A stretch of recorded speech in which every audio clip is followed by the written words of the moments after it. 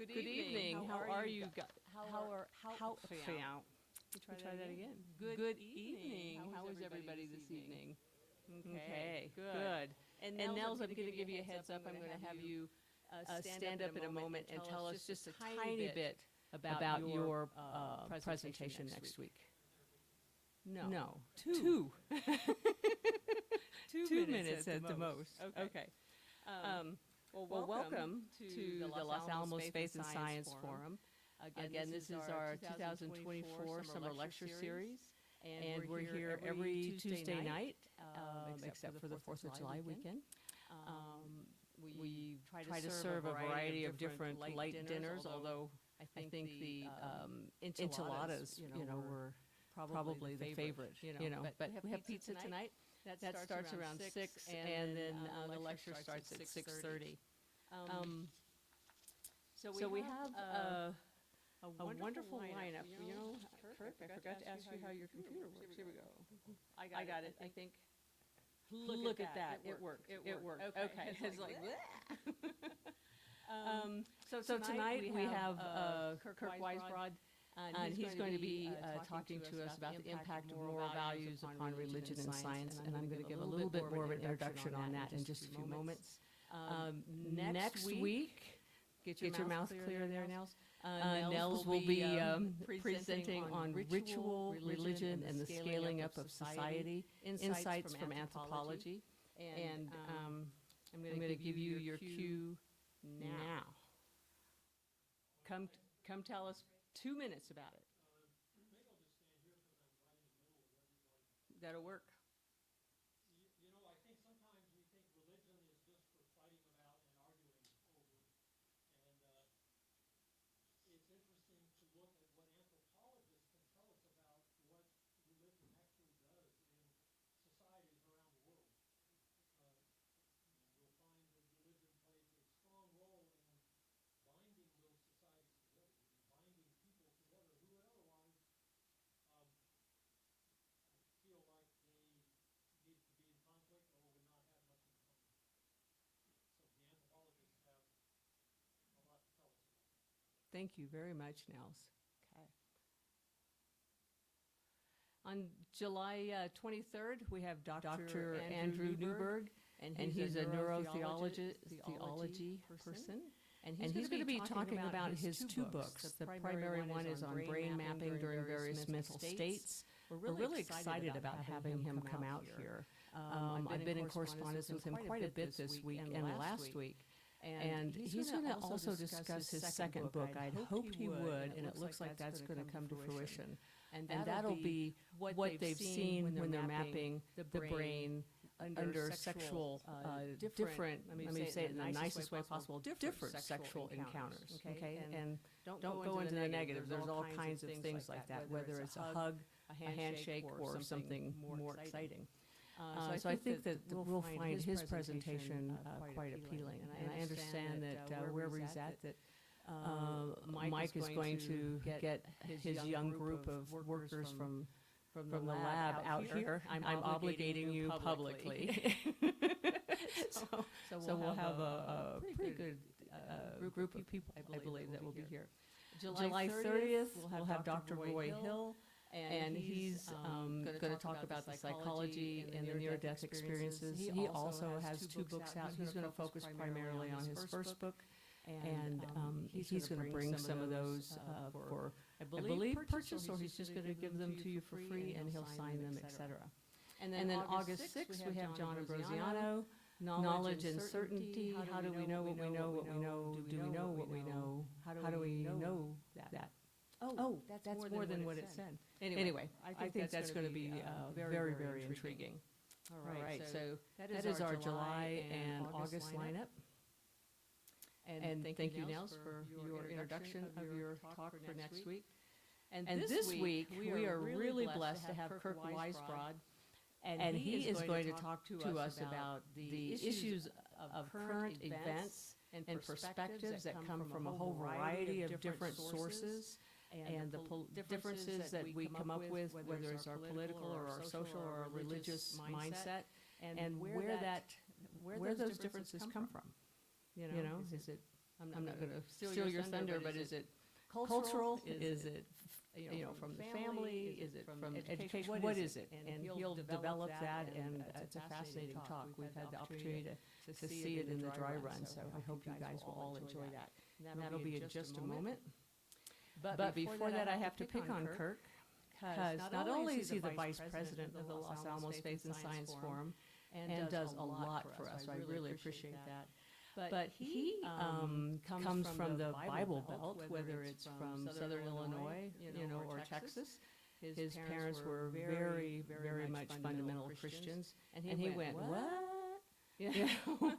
And has a lot of questions about religion and the Bible and things like that. So he has been questioning things for a long time.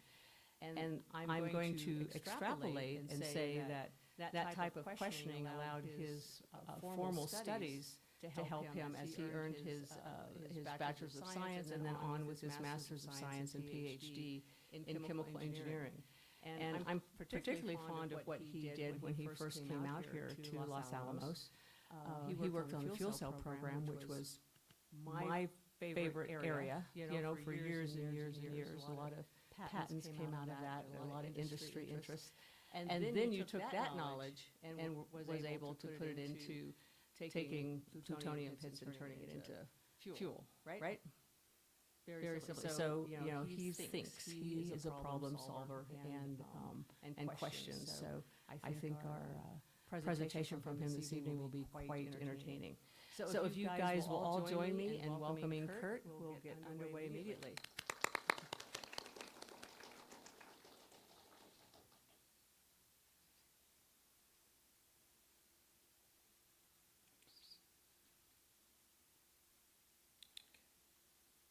All right, so,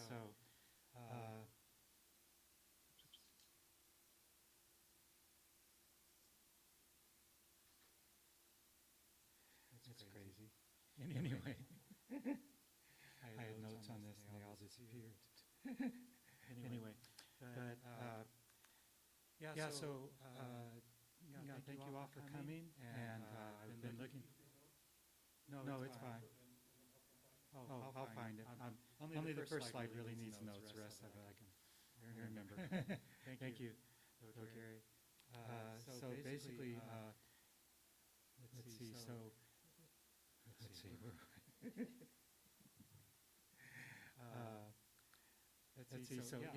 thank you all for coming, and I've, been looking forward to this presentation and sharing with you some of the things I've been thinking about over the last, so many years since COVID has started, and the last, previous presidential election. There were so many different concepts and ideas that came from the far left and right that were so crazy and hard to identify with and hard to understand. And there was such strong feelings between people on the left and the right, and all the infighting, and it was, and to the point where you really couldn't meet somebody in the street and discuss a lot of this. And so I was trying to understand, why is this, and how can people become so polarized in one way or another? And so I started looking at the literature and found Haidt's book on the righteous mind, why good people become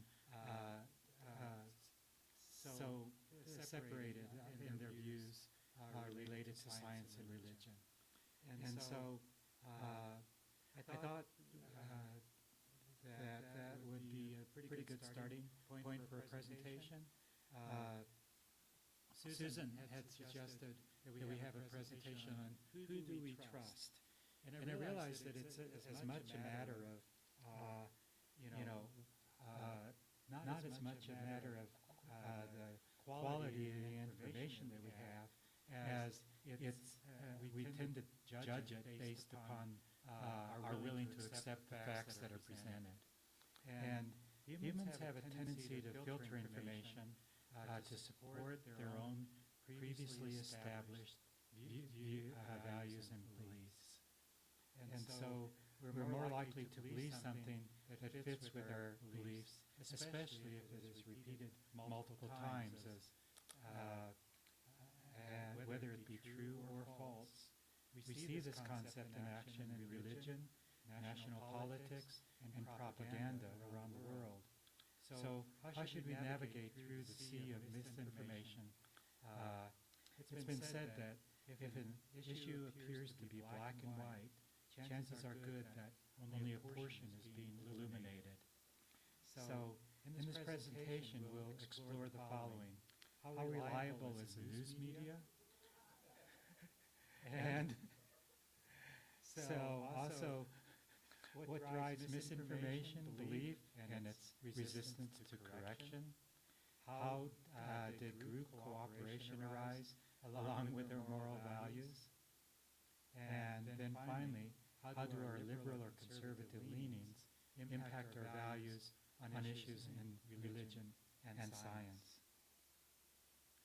So one of the early concepts that became available was confirmational bias, which kind of reflects upon the previous slide too. An English philosopher and scientist, Francis Bacon, said few centuries ago that the human understanding, when it has once adopted an opinion, draws all things else to support and agree with it.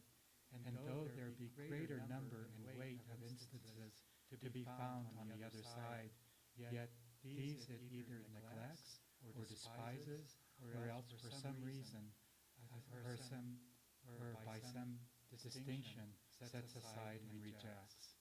And typically, social bubbles or algorithmic editing that is available can make the situation worse, where information that agrees with your own tends to be accentuated if you're using a browser, I guess.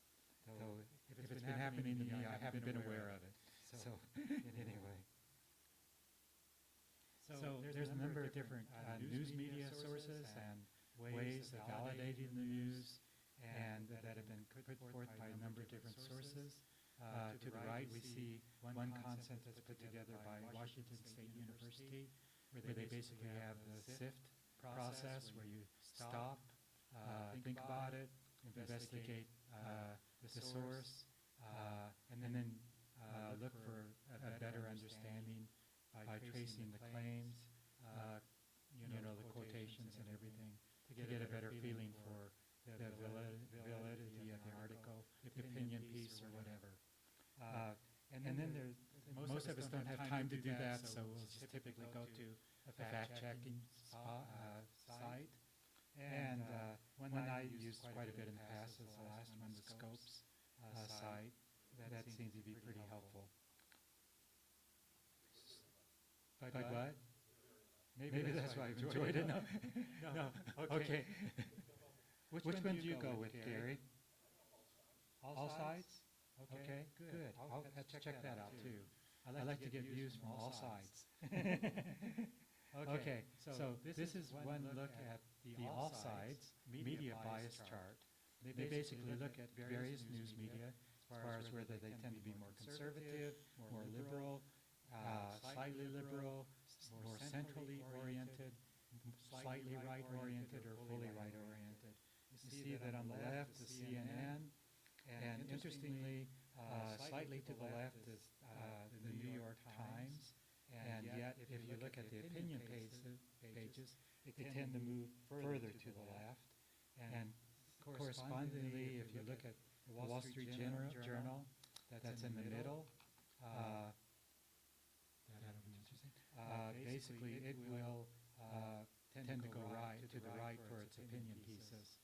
Also, Fox News, financial or websites tend to be slightly right, and then they'll move, while the TV, Fox News tends to be pretty far right.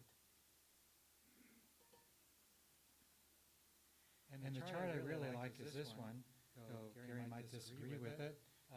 Basically one where they rate reliability on the vertical axis versus left-right leaning on the horizontal axis. And what they typically find is, if you're in the neutral area, this, let's see, Advantas Media site basically says okay, sorry. Oops. Okay, thank you. Okay, great. Thank you. Says that basically if you're in the middle, your results are more reliable, as shown in the green rectangle. It's a or more, and the way that they judged reliability was A, the quality of the sources, as well as whether they give more than one viewpoint. They give you both the left, right viewpoints, and so the reader gets a better overall perspective. So as you move away from that toward left or right leaning news media sources, their reliability drops in their evaluation. And so typically, I guess my goal is for us, for me, and the amount of time you have reading the news is pretty limited. So the best idea is to get both left and right leaning information at the same time if you can. And then you have the option of making up your own mind. So I'd like to kind of head toward the neutral section and maybe read the New York Times and then read the Wall Street Journal online, and then you get both the left and right opinion pieces. So in this whole process, what leads to the drivers for false beliefs and misinformation that may be in the news media and the like? First, a number of observations that have been made is that repetition increases belief in misinformation and facts, as noted previously, and the illusion of truth can persist months after first exposure. Regardless of cognitive ability of the reader, and despite contrary evidence from accurate sources, people trust human information sources more if they perceive the source as attractive, powerful, and similar to themselves. People believe in-group members more than out-group members. This tends to be reflected in the other social media sources that are available. When acting alone, individuals tend to disregard the quality of the news outlet and judge accuracy on plausibility.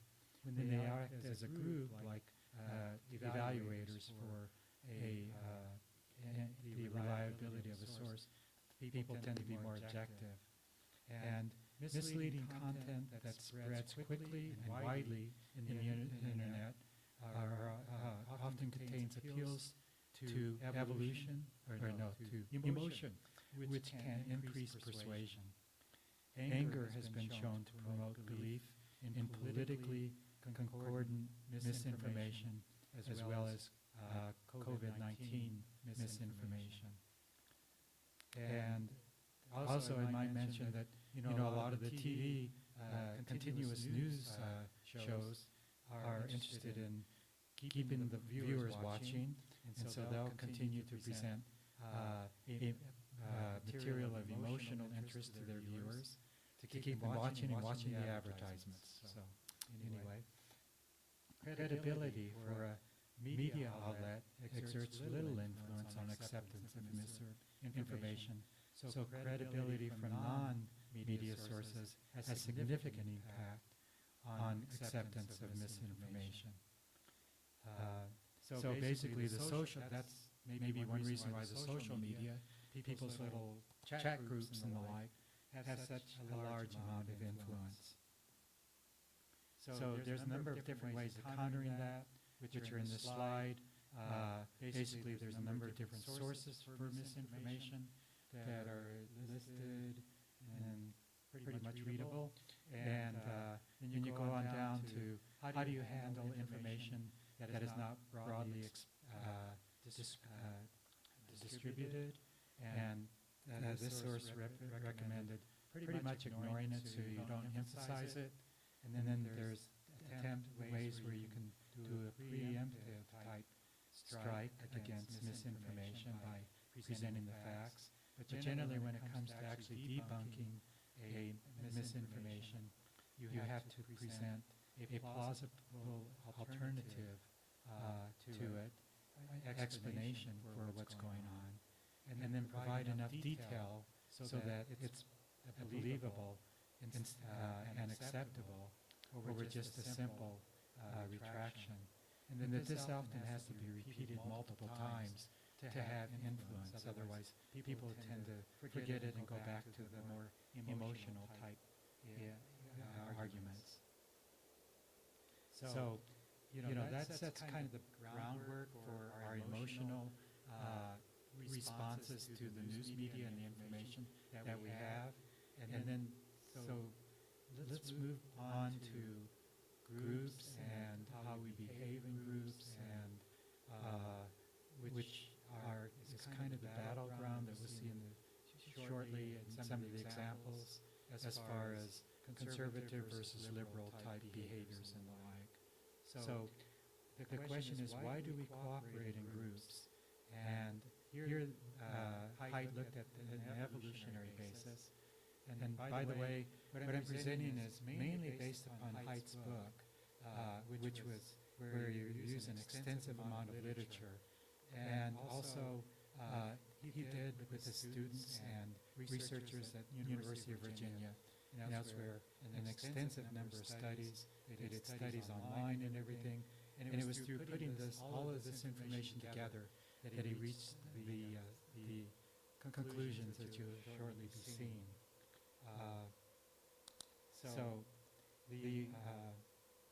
So then I added to that with other sources, and then the examples are mine, for better or for worse. And so you can take a look at those, and I'm interested in your input on those. So the evolutionary instinct toward protection of relatives, kin selection, is generally accepted. Only animals like bees that are closely related to the queen have undergone group selection for many millennia. And Darwin basically believed in multi-level selection. And this involves selection both on the individual and the group level. Group level fell out of favor for over 20 years because of one of the issues that comes up below. But Darwin argued that if you have two tribes under identical conditions, Tribe A included a great number of courageous, sympathetic, and faithful members who form a cohesive group. Tribe B is composed of selfish, contentious people who don't cohere. The net result would be that Tribe A would spread and be victorious over Tribe B. So that was his reasoning. The only flaw in that, the potential flaw in that, was that Darwin said through the Descent of Man that the only problem is the free rider problem.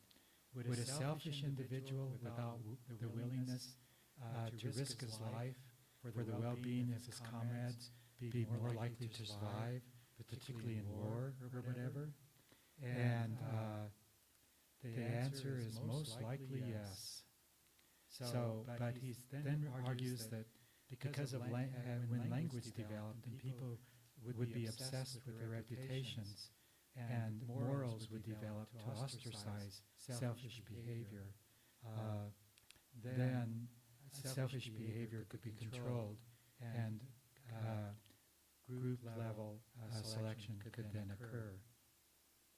So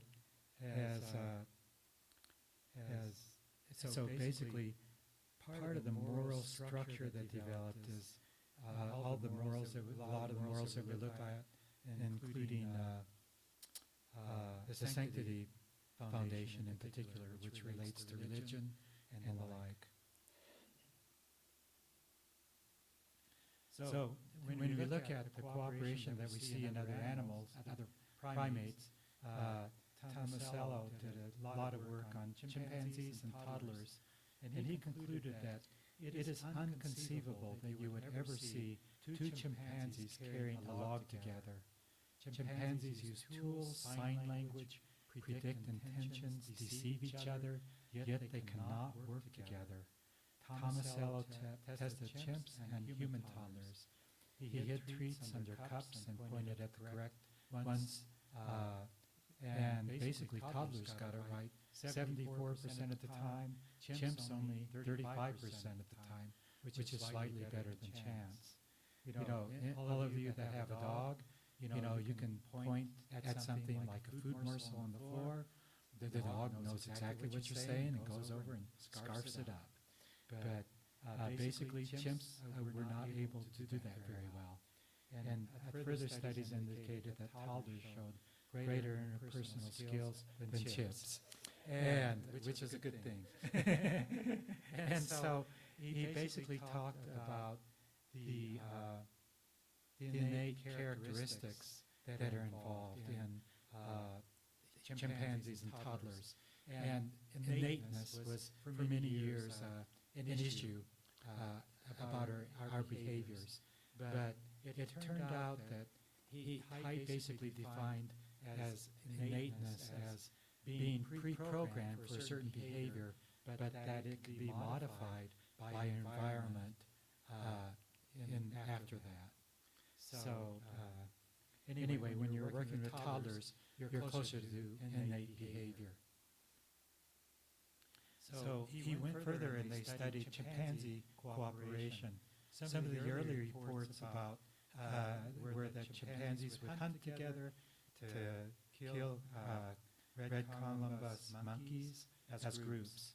But further study indicated that each chimpanzee is out for itself, and that once the monkey was killed, the chimpanzee troop did not amiably share, but that they fought among themselves for meat. And Haidt basically states that the first moral matrix was born when everyone in the group shared understanding and felt a flash of negativity when an individual violated expectations. And again, this would relate to religious concepts and cohesiveness of viewpoint, as Gary earlier pointed out in our discussion. Natural selection favored group-mindedness, sharing group-related emotions, create and obey social institutions, including religion. So when did this cooperative sense develop for humans? So this is a diagram of the development of chimpanzees versus human Homo sapiens. And about 7 million years ago, the break between the two, we had a common ancestor. Then we continued to evolve through Homo way until the first species to show these characteristics was Homo heidelbergensis. Homo heidelbergensis. Great, thank you. Anyway, and so basically, they're the common ancestor of both Homo sapiens and the Neanderthals. They had spears, hearse. These people made complex weapons, worked together to hunt and kill large animals, butcher them, cook them, and then they shared the meat. And they may have also been the first to bury their dead, and they likely developed a proto-language of some sort. So when you look back at human behavior, it was actually the hunter-gatherers are actually some that follow the same trend, where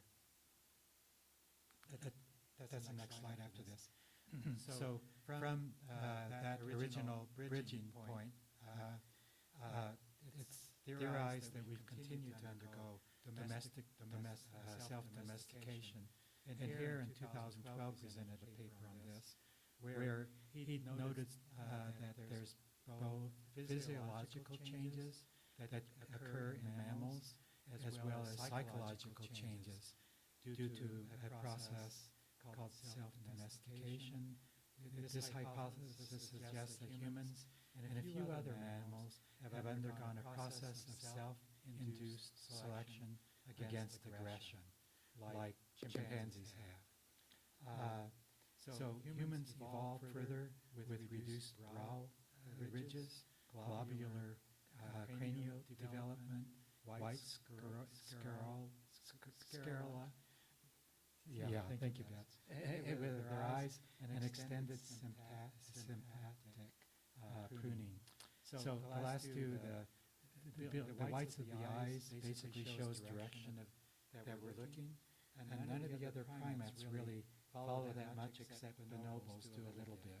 So this is another way of communicating that's evolved uniquely for humans to lead to cooperation to some extent. And the extended synaptic pruning refers to the longer time it takes human adolescence to develop. Typically, in most animals, once you reach puberty, the synaptic nerve endings have been trimmed, but for humans it continues to develop, and it's associated with risky behavior in young and adolescent boys and girls. So in the future, or when you raised our children, all the risky behaviors we had seen can be attributed to self-domestication. So anyway, so along with this, the less aggressive woods also evolved when they were around humans and dogs. It's theorized, and they were more efficient, more effective in begging and from humans, and provided protection at the same time. And they've associated a lot of these changes with the increased tolerance and pro-sociability was associated with an increase in serotonin and oxytocin levels. So, and the figure on the right shows some of these changes. An interesting study was done by Bileslav, sorry. I'm supposed to practice these a few more times. But anyway, in Siberia, where for 30 generations he bred silver foxes for the greatest degree of domestic tame type behavior. And what he found was that over that period of time, the most tame, the later generations became more tame, docile, eager to please. They licked humans' hands and faces, and they were unmistakably domesticated. They developed floppy ears, shortened legs, snouts, and tails, and for some of them, their tails turned upwards, as they do for dogs. And through the Human Genomes Project, it's through the rate of genetic mutation, and when they occurred, it's become apparent that evolution has actually accelerated for humans over the last 50,000 years. This includes lactose tolerance. The Tibetans have adapted to the high altitude, and there have been numerous other fine-tunings that have occurred. So basically, Haidt basically concluded that this provides evidence that multi-level evolution and behavior may adapt quickly to the environment, and that our innate emotions are likely to evolve rapidly as well. So let's step into what Haidt talked about as far as intuition and reasoning. And his metaphor was basically, that's the same as the elephant and the rider, where the elephant basically is much larger than the rider and represents the intuition or emotional component of our makeup. And the rider is on the elephant and provides a fairly minor role, mainly to support the activities of the elephant and intuition. So the way he reached this conclusion is through multiple studies. At one point, he challenged 30 University of Virginia students with moral quandaries like drinking juice exposed to a cockroach, or selling your soul to the interviewer after their death. And surprisingly, even atheists didn't like to do that. Anyway, and so, or a brother and sister having sex. So the conclusion was that people make a moral judgment immediately and emotionally, and then reasoning is a servant of that passion, of the passions. When the servant failed to find a good argument, the master did not change his mind. And Margolis reached the same conclusion that moral judgment is a cognitive process leading to two kinds of cognition, intuition and reasoning. Strong moral intuitions are moral emotions. We are always having hundreds of tiny flashes, condemnation as we read a newspaper or drive a car and somebody pulls in front of us and we let out a self-swear word we can't control. And then our automatic processes like emotion and intuition run the human mind. So he concluded that intuitions come first and strategic reasoning comes second. So how does reasoning work, and what is the main purpose for reasoning? As human brains tripled in size over the last 5 million years, we developed language and a vast improved ability to reason. Should we develop new powers to pursue truth, or did our brain find evidence that supports our beliefs? What was more important for our ancestors, truth or reputation, when it came to evolution? And the answer that he came up with is definitely a reputation. He's not the first. There's been many who came to this, as seen on the right. Group selection works as long as cheating can be minimized. Basically back to the old free rider problem related to group selection. What better way to counter the appearance of cheating than maintaining a good reputation through the actions of the rider? So then Socrates says, why do you care so much about honor and reputation and so little about wisdom and truth? And are you not ashamed of this? And at first blush, yes, but God through evolution made us that way. Anyway, that's kind of my viewpoint on it. So let's step through the 6 moral foundations that they came up with in its extensive studies. The first is the care-harm foundation. This is really central to the liberal perspective, and it was derived from care for children. Basically, human children are defensive, and for many more years than other primates, and strong care instincts of caregivers, including not only parents but the extensive family that they developed, and were essential for survival. Over time, care extended to larger and larger groups, and this was religious groups, sports groups, nations, pets, and other animals, and for many people, all the way to mankind and even the environment. So here's a drawing that I've tried to make to represent a number of different aspects related to care. Care seems to be the broadness of care. How far it extends into our surrounding society depends upon our liberal versus conservative viewpoint. As one would see in reading the news and the like. But anyway, on the vertical axis is the strength of caring. On the x-axis is basically how many people you experience this level of caring with. So typically a narcissist will have a very narrow viewpoint, and their level of caring extends to family and a few friends. For the conservative, it's broader and extends out to the community and out to the country. So I look at the conservative viewpoint as being involved in, let's say that you're a frontiersman and you've just traveled to the middle of the United States, and you have your log cabin in the middle of essentially nowhere. You have a farm that you have to, where you're trying to survive, raise your family. There's a community a few miles away, and so with the community you can gain some type of communal support. But that's really about as much as you have to be concerned about, and that's where all of your emphasis is. And if you look at like the middle part of the country, that part of the country tends to be pretty conservative, and it may grow from a lot of the early settlers to that part of the country. If you look at liberals, on the other hand, they tend to be on the east and west coast.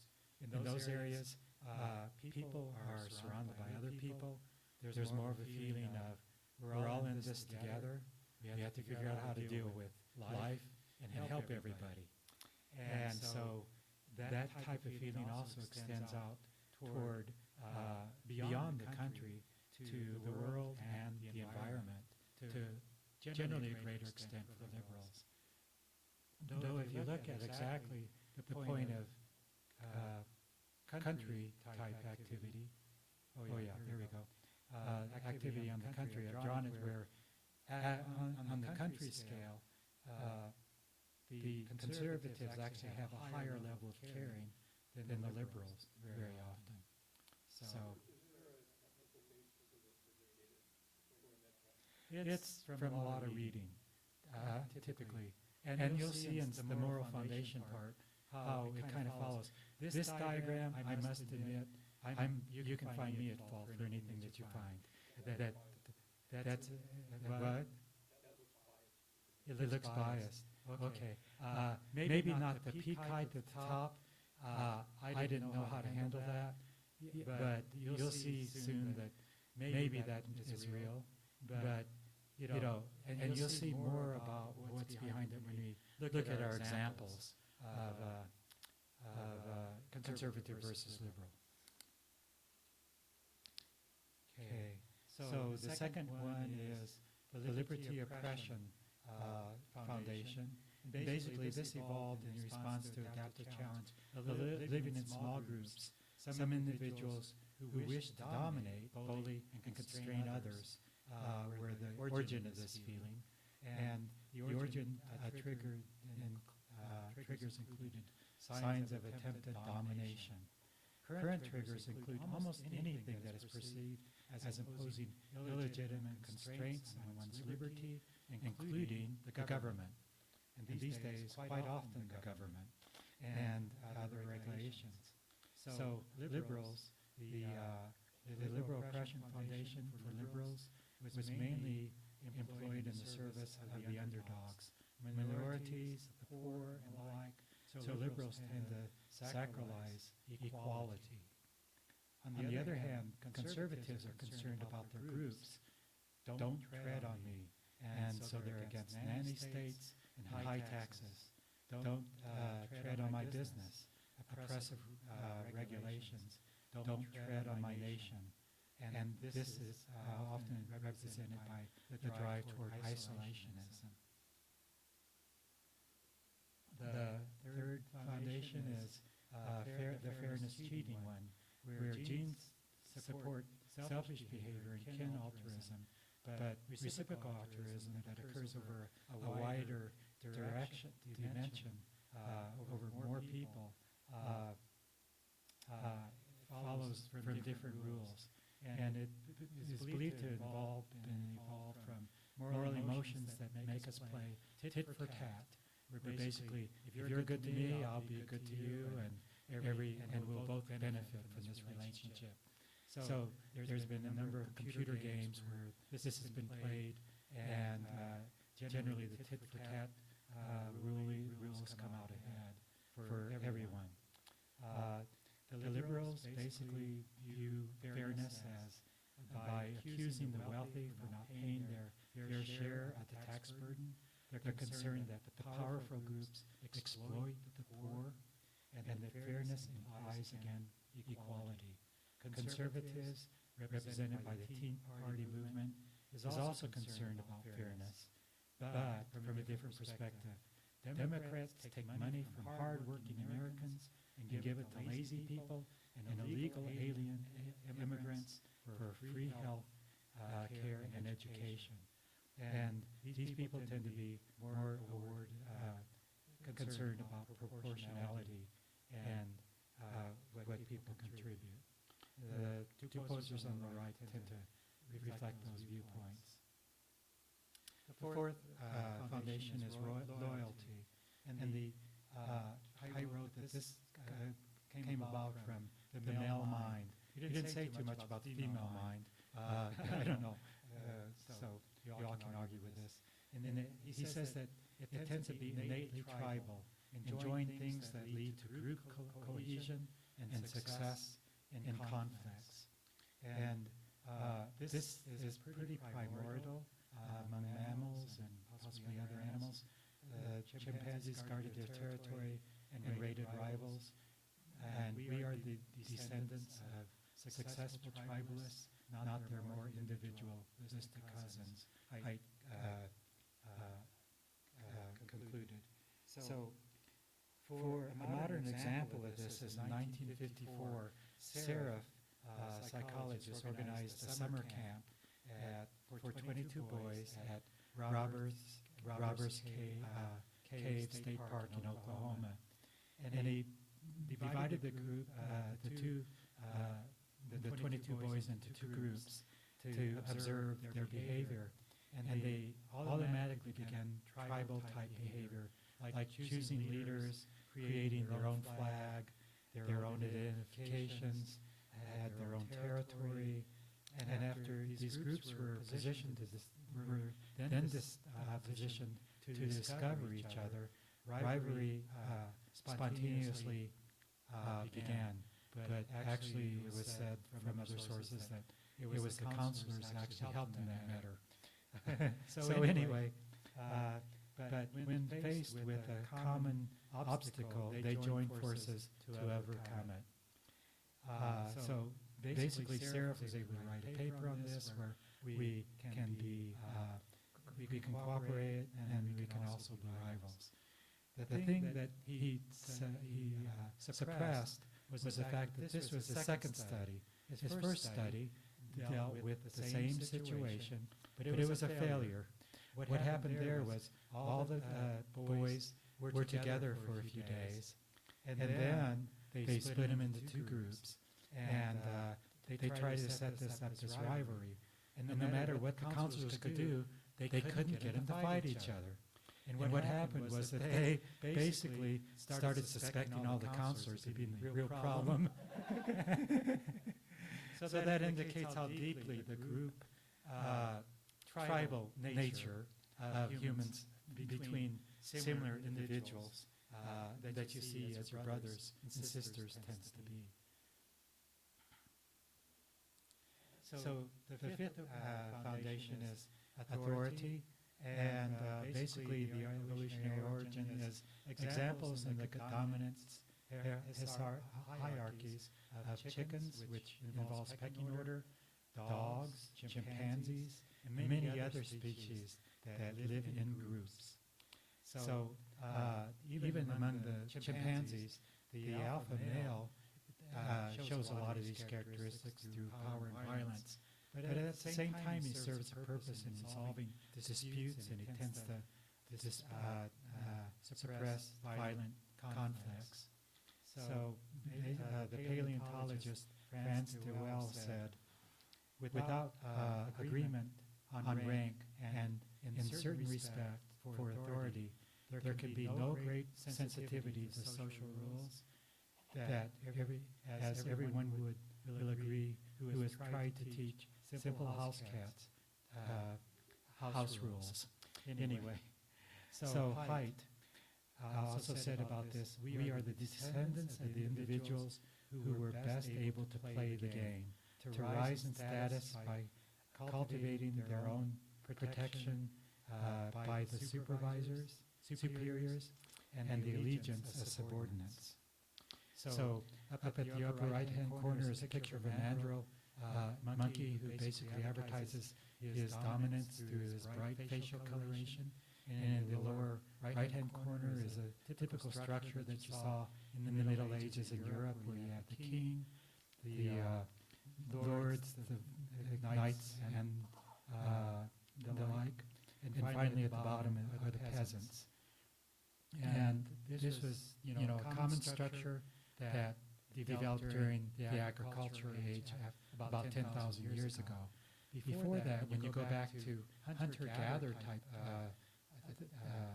cultures and tribal natures, typically all of the male adults it was an egalitarian type structure where everyone was on pretty much equal standing. And it was only when agriculture was developed and people started joining together into larger and larger communities, as food was no longer an issue, that you began to have that diversity in caste to a certain extent, and as well as different trades and the like. And this type of structure developed and exists to some extent today. Yeah. Anyway, so the final foundation is the Sanctity Foundation, and the origins basically came from when humanoids, hominids, came down from the trees. They lived in larger groups, essential for raising young, particularly when you don't have the protection of the trees. This change greatly increased the risk of infection also, either through contagious diseases, people living in caves or limited shelter spaces, as well as their waste products. So how did this type of foundation expand to other things, and how did other things become sacred as well? With the innate acknowledgement of the role of gods, starting with hunter-gatherers. And typically, if you look at a lot of the hunter-gatherer societies,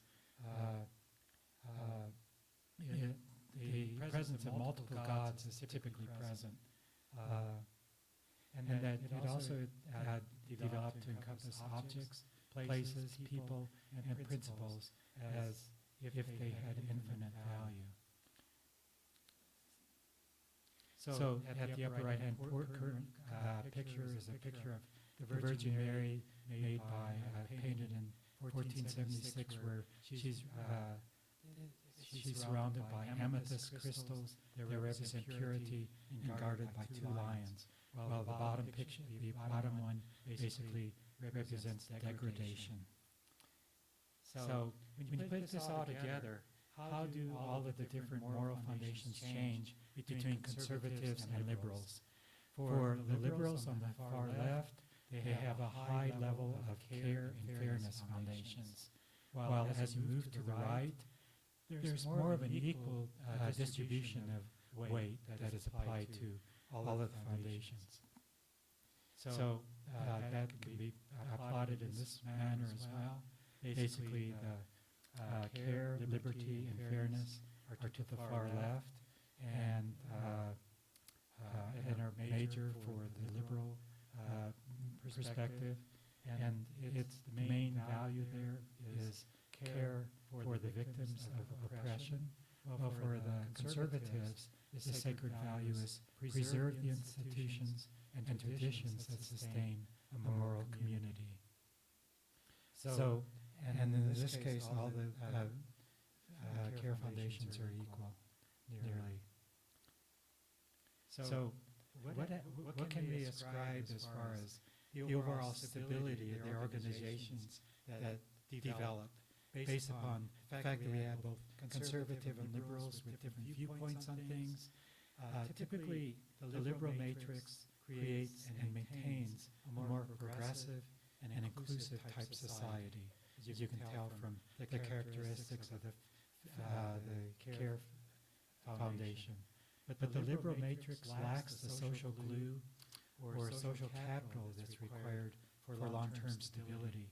So the conservative moral matrix is necessary to sustain social order and stability. So both are needed. Therefore, both liberal and conservative matrices are needed to create and sustain a stable and progressive organization. And that's really one of the main points that Haidt brought out, and others have related to this. So in summary, we've covered the news media and which that can go both left and right, and the fact that possibly the neutral portion, the group that is more neutral, tends to present both viewpoints more evenly, and it has greater reliability. The social media greatly enhances the opportunity and disbelief in misinformation. Our ancestors underwent multiple level evolution to become less aggressive and more cooperative. Homo sapiens evolved moral matrices that support our group behavior. And intuitions come first, strategic reasoning second, morality binds and blinds. We didn't really cover much of the morality binds and blinds, but in one of the examples we'll see it. And finally, to emphasize it again, both conservative and liberal moral matrices are necessary for stability and progression of a society. So let's first apply this, first when you look at moral matrices to religion, studies have been performed on the stability of secular versus religious organizations. And then when the two are compared, secular groups are not as stable as religious groups. And this is attributed to the sanctity that's placed on the beliefs and common values of religious groups. Basically, if you're part of a church or religious organization, you need to pretty well stick to the basic concepts that are put forth, particularly in many of the more fundamental churches. And so basically morality binds a group together, and you see this in all structures in society, religious groups and the like, but it also tends to blind you to people, the outsider groups from, So when you look at Los Alamos, we have like 35 different faith groups for this small group, if you look on the internet. And, I guess this tends to indicate the diversity that is attained through the binding and blinding mechanisms that are in place. So how does the moral matrix relate to science? So the confirmational bias tends to enter in here quite a bit. Scientists are really good at finding flaws in studies that contradict their own findings and conclusions. And as evidence accumulates, scientists must change their minds. And I guess generally they do. For non-scientists, there is no such thing as a study you must believe. One can also always question methods, find alternative interpretation of data, question honesty or the ideology of the researchers, and Haidt basically concludes science is a smorgasbord and Google will guide you to the study that is right for you. So our first example is one of God and extraterrestrials. And I take this from Chip Keller's presentation on June 5th, the first presentation of the series. And the question that I ask here is, can we use moral foundations to predict the behavior of extraterrestrials with Earthlings? Extraterrestrials may be similar to us, they may be different from us, but if they went through the same evolutionary process we have, they may be pretty similar to us in psychological makeup in some respects. So let's take a wild trip here and look at a civilization to have space travel capabilities across our galaxy. What type of moral foundations are required? They would need to evolve through their tribal behavior to embrace all members of their species. Otherwise, they would end up consuming all of their resources and dying at that same planet, which says something about us, I think. As competition would gain for resources in the future. The Care Harm Foundation would extend across the whole planet. This condition implies an ultra-liberal culture that retains conservative characteristics for stability. How would their ultra-social structure respond to meeting us? Would the Care Harm Foundation include us in a manner similar to the Prime Directive that was present in Star Trek, where it's a don't mess with other societies, other species, other planets, and interrupt their development. And we can discuss this toward the end if you wish, and have a special table. Or on a separate note, would a sanctity foundation develop in an alien's culture? Would it develop religious components during their evolution? Would religion survive in an ultra-social culture? And talk to Chick about this, and he said, if revelation occurs, it will.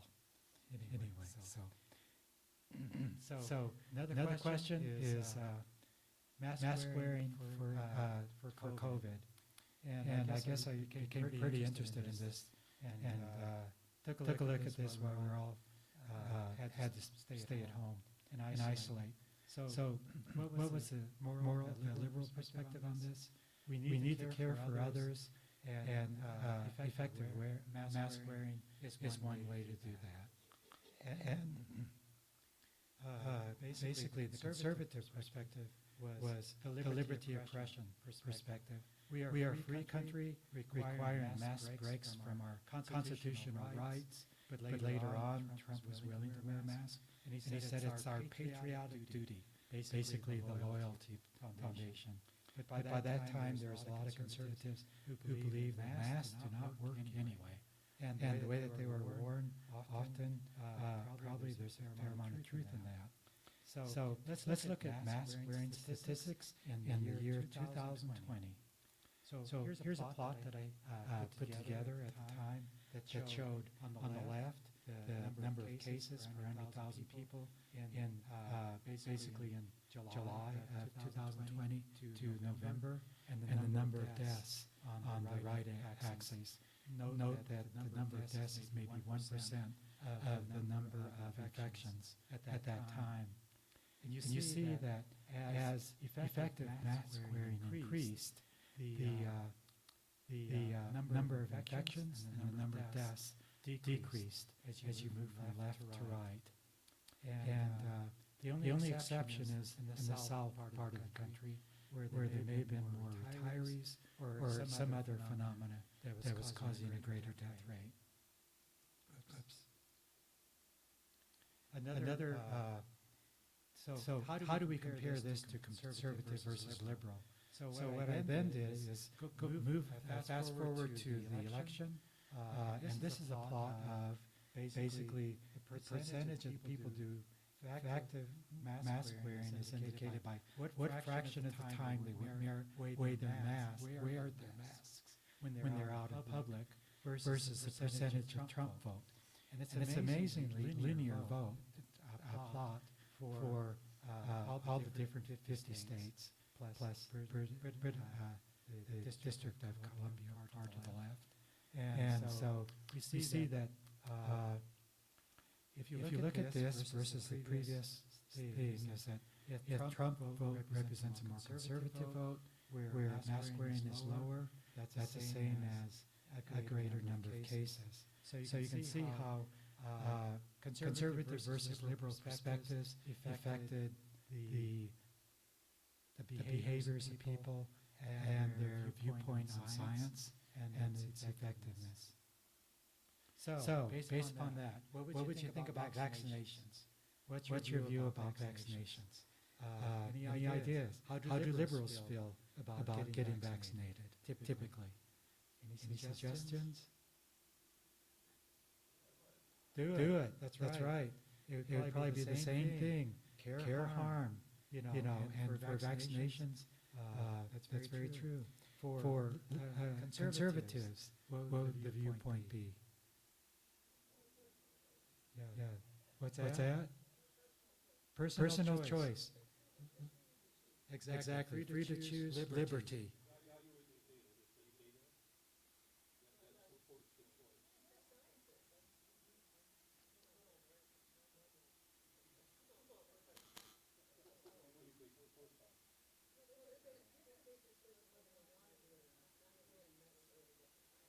Yeah, that's true. Good point, Mary Ann. Yeah, It is interesting when you look at the statistics for Los Alamos in particular. We were pretty good in wearing masks. We were pretty good in following directions. And our infection rates were significantly different than a lot of the rest of the country for a long time until mask wearing was no longer necessary. And then we all caught COVID. By that time, it wasn't as virulent. So it worked out for the best for us. That's kind of my viewpoint. Yeah. So if you look at that, basically I wrote down my ideas before. Basically, the view of a liberal is more often everybody should get vaccinated, and the reason why is multi-pronged. If you get vaccinated, basically it leads to fewer deaths. Also, it decreases the number of people that are infected, and if you could vaccinate the whole world, you could possibly freeze the current variant and possibly have herd immunity and basically eliminate the disease, kind of like we have for smallpox and other diseases. The conservative viewpoint is we are a free country. Requiring vaccinations breaks from our constitutional rights. So it's a liberty oppression foundation. And that's shown by the demonstration at the lower right. Land of the free, you can't mandate us. So sure. One of the arguments from the conservative view is there is a certain risk to being Yes. vaccinated. And so that goes back to the earlier discussion of the protection of everybody versus self-care. Yeah. And so a conservative might say there is a risk to me and my family that vaccination is not going to be effective. Yeah. Even though the herd they vaccinated will have a broader influence. Yeah. So that's again. Thank you, Gary, for pointing out that a conservative perspective is that vaccination does have a certain risk involved with it. But typically the data, the papers, everything indicates that the risk was substantially lower for those who got vaccinated versus those who were not vaccinated. But again, the conservative intuition is that that establishes the information that is accepted and processed by a more conservative mind is one where, maybe the news media says this, but my friends and my social media says that. And I know this guy down the street who got vaccinated and got really sick and died. And that one example was sufficient to counter all of the scientific studies that took place. So that's where the liberal versus conservative perspective really came to play on this issue. Another issue was the sanctity issue, particularly like for Catholics, I guess, who I have a friend of who felt that way, that since the vaccination was produced initially from human cells, and therefore it formed it was similar to abortion, and therefore the Sanctity Foundation kicked in. They didn't want to get vaccinated and support abortion.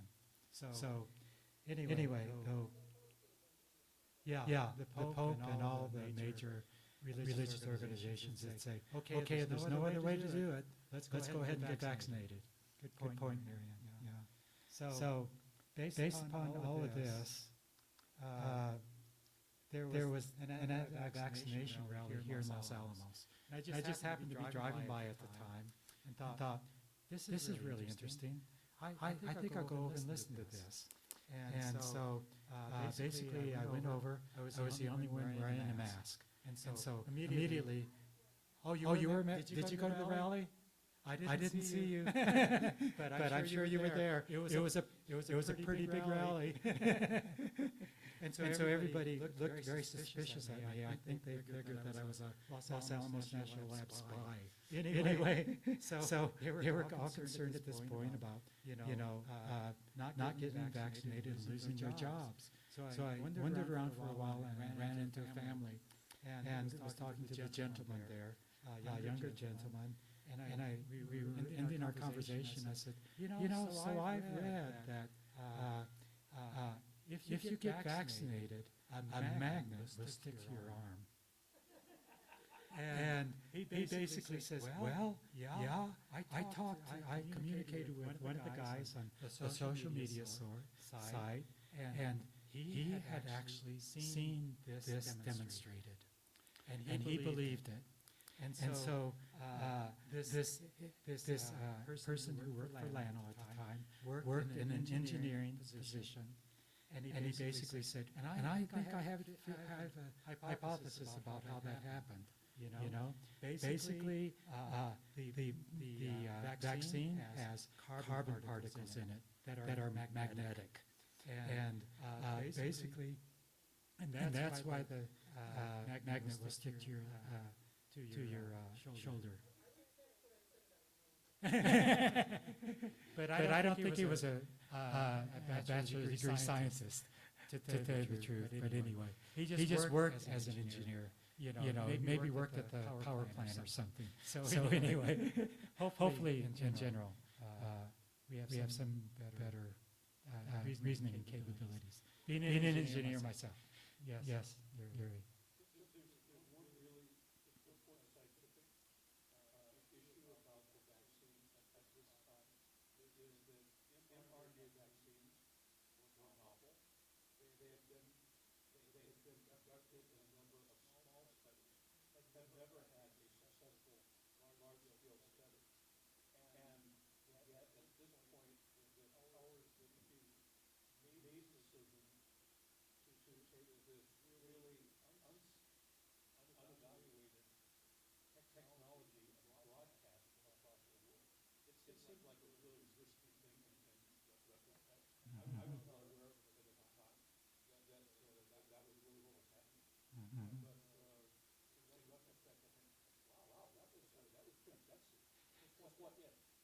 Yeah, right. Those who understand the process. Okay. So the question is, it was really gutsy to do the mRNA type virus since it hadn't been tested anything like what it was during COVID. Do you have a point, Chick? Okay. So that's a good point, and I think that you're identifying the conflict also that existed between the more conservative viewpoints and the more liberal type viewpoints that a lot of news media probably allied with at that time. Yes.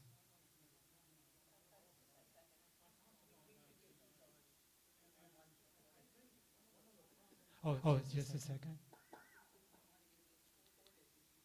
Oh, yes, good point. Okay, thank you.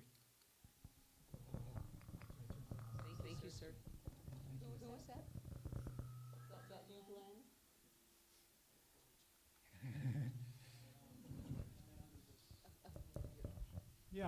I think that one of the problems was the confusion around masks, for example.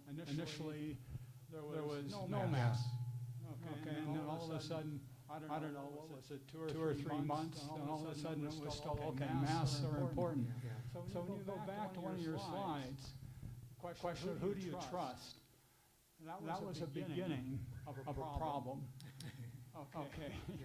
And then there were questions about reliability. For example, a lot of the people who got COVID were people who were, how would I call it, had other problems to begin with. So when you're looking at the death rate, for example, how many of those people that died solely from COVID or from COVID plus other diseases? So there's a series of information I think that would be worthwhile for the government to publish, so that we actually have a feeling for the effectiveness of the vaccine itself. Just having the vaccine wasn't necessarily a situation where you didn't get COVID also, but they said that. And so I think it would be interesting to go back and take a look at a lot of the information about COVID. And it's recurring. I had it. Just like month and a half again. Do you have a response? Yeah, those are all good points. For other conditions that people might have, I think it's a matter of radiation. You know, some people had minor effects, some people had no effects, and there were major other health issues that people had. And so it's a continuum. And so it's pretty hard. It'd be pretty hard for the government to go back and reconstruct that. But the second example that I show here shows how like CDC basically had specific viewpoints. And originally the CDC, as you pointed out, did not support mask wearing because masks were so low in quantity that they wanted their health service people to basically have masks. And they basically said, okay, the rest of you don't go out and exhaust the mask supply. So then once they had masks, and they said, yes, we need masks. And so if you're a conservative that doesn't go with this viewpoint, you'd say, well, make up your mind, CDC. I don't know if I can trust anything anymore. So good point. Just a comment.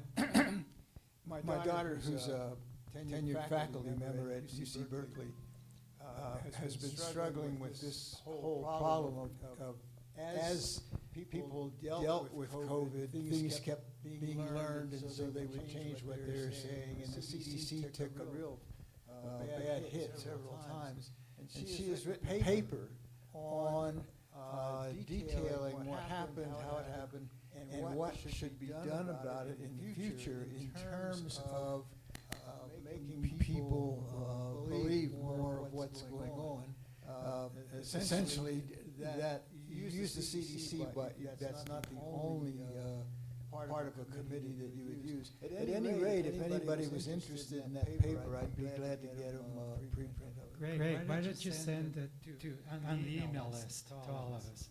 Sounds great. Thank you. Jay. So, who do you trust, Chick? I trust my daughter. She's always, I tell her something, and she's always saying, "Oh, Dad, that's not right." Any other questions?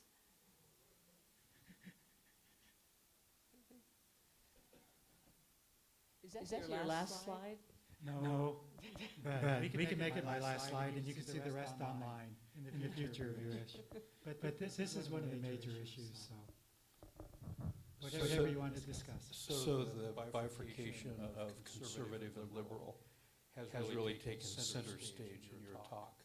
So I'd just like to say anecdotally that at the beginning of, so I spent a significant part of my career advising on counter WMD, which includes biological, in the Pentagon. And I had retired. And in the beginning of 2020, I spent a lot of time in the LDS temple working there as staff. The patronage of the LDS temple is about the same demographic as this group. They're all real old folks.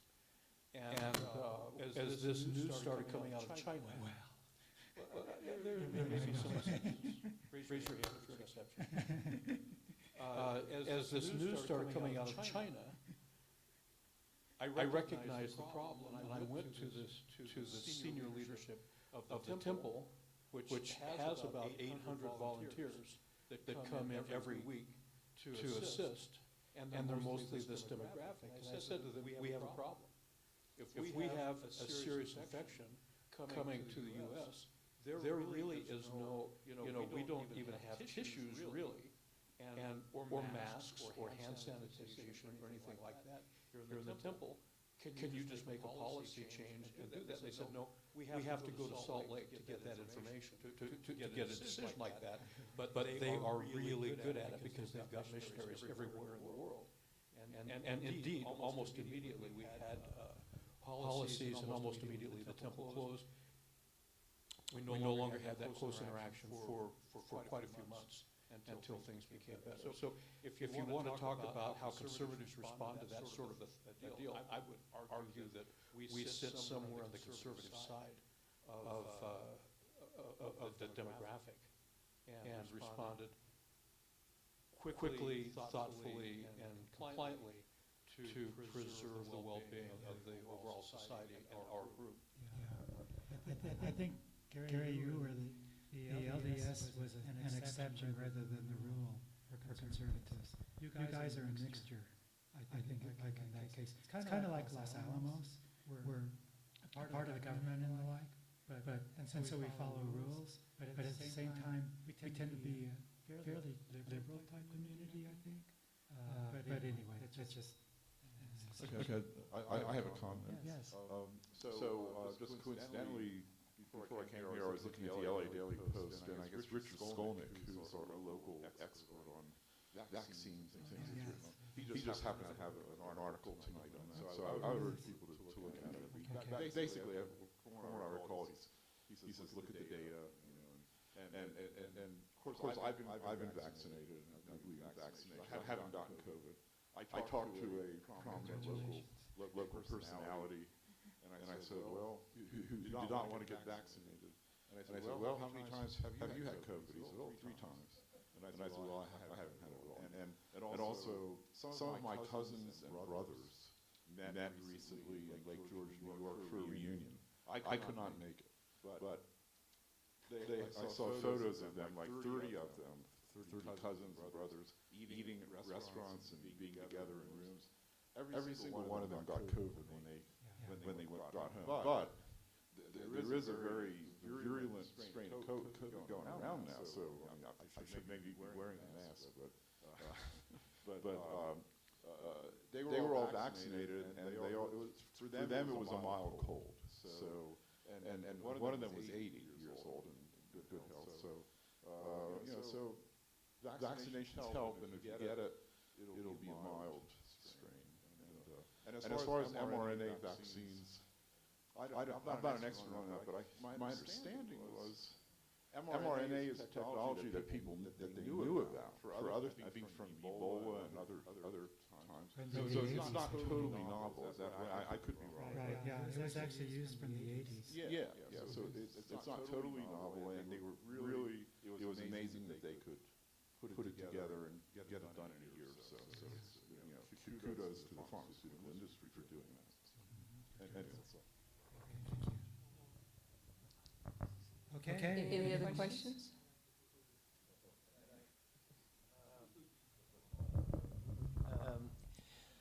I have a friend that I respect very much. He went to the Bronx High School of Science. His classmates were Weinberg and Glashow. But yet I get emails saying the jab will kill you. Now, I can't get my head around that. There are a few health situations that some people have where getting sick with COVID at all could mean death. So the question for those people is, do I really want to be vaccinated?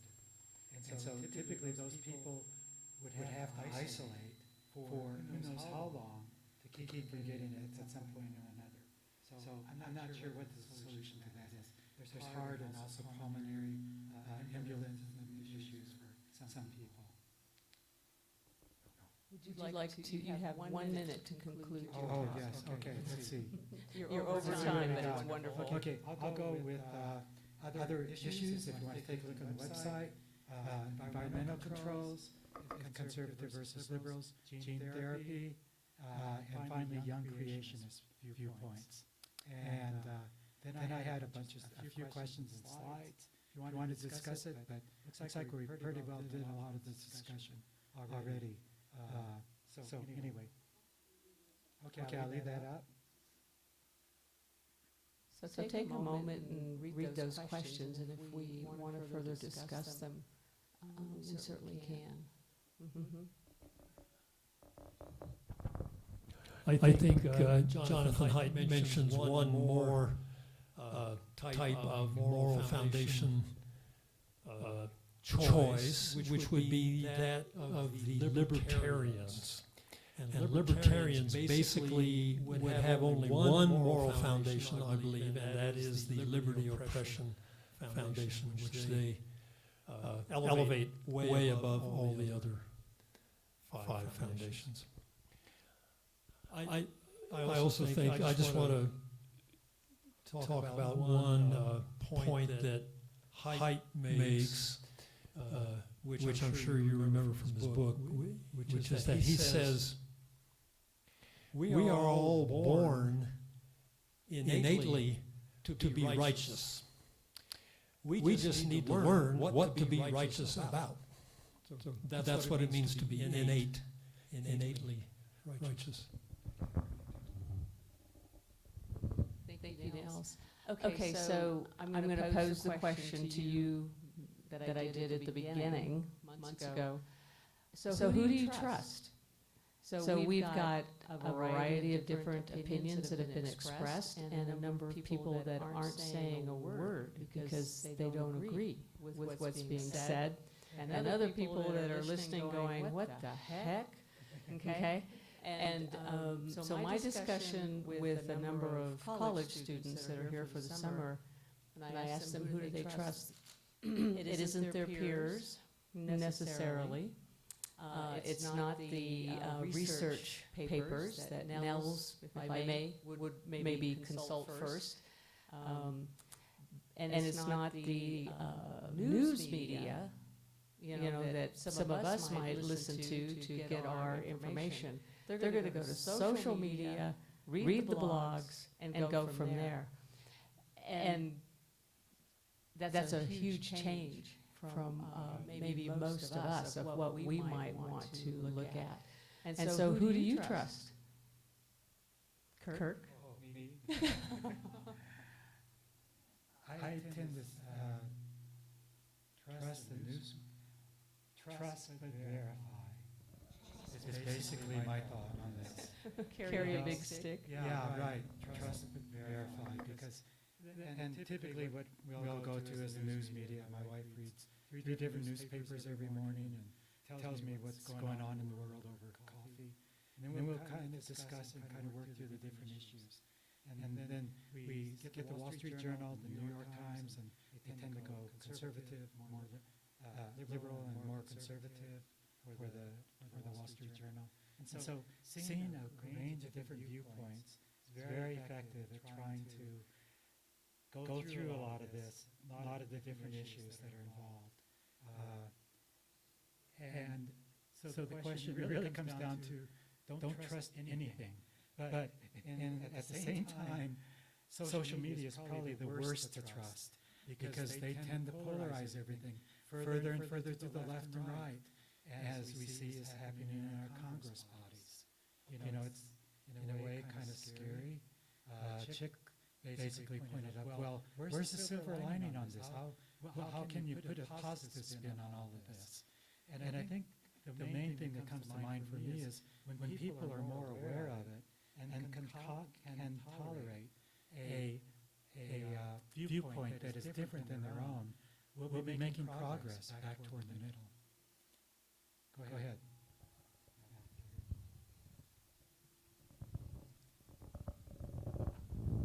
A few of us, maybe all of us, watched a debate a few days ago of the 2 leading presidential candidates.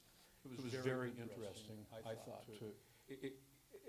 We can just take off of the table the stylistic performance of the 2 candidates, but to listen to the claims that were made, the assertions that were made from either side were very vague and often contradictory. And I made a point in a group I'm with on Twitter that it really would be helpful for both candidates staff, a graduate student, to go and list each claim that each candidate made, a two-column spreadsheet, and then put documentation for what my candidate really meant when he said, I did this, or you did that, and cite time and place or some other documentation. And somebody actually did that on Twitter, and that was very helpful then to be able to go down that list and see that it wasn't just blowing blue smoke, that each candidate at least thought they had some substance to their claims. And I think that that's sort of a responsibility that each of us have as we listen to these kind of debates to say, is it just rah-rah my candidate, or is there something meaningful behind the statements? I think the slide showing Snopes and All Media or whatever, other sources like that would kind of provide more information concerning that. Yeah, they can. So you need to share between those that are more liberal and conservative as far as what you read. And regarding the role of social media, there's an excellent article by the Boomtown people talking about the influence that they found. They interviewed some sixth grade teachers at Mountain, and the teachers were concerned because these young people, when they were unchained and saw a lot of social media, they ended up, they were unsupervised, and so they ended up with some very scary consequences and conclusions. And so this Boomtown article, there are a great bunch of people writing that, and so it's not just us old people. A scary thing is that during COVID, the students who were not being socialized and not in school, they could look for themselves on social media and see things that were disruptive. Okay, one last comment. This is really good discussion, and I'm really enjoying it. There was a question of how do you find out truth? To me, it's hard work. You want to find out the truth, you have to do the work. Climate change. In the year 2001, I spent 6 months at Scripps Institution of Oceanography doing nothing but reading papers on climate change. The history of it, the temperature, the blah, blah, blah. 200 papers. Wrote a 40-page paper on it. Being able to cite all these different references and what have you. And when I was done, I thought I had the truth because I had looked at it all. I knew what we knew and what we didn't know. But it was 6 months of work. And somebody who just wants to listen to this or that and form an opinion in 2 or 3 days, they're just going to be lucky to do that. I had another point I wanted to make, and 85-year-olds can forget anything in 30 seconds.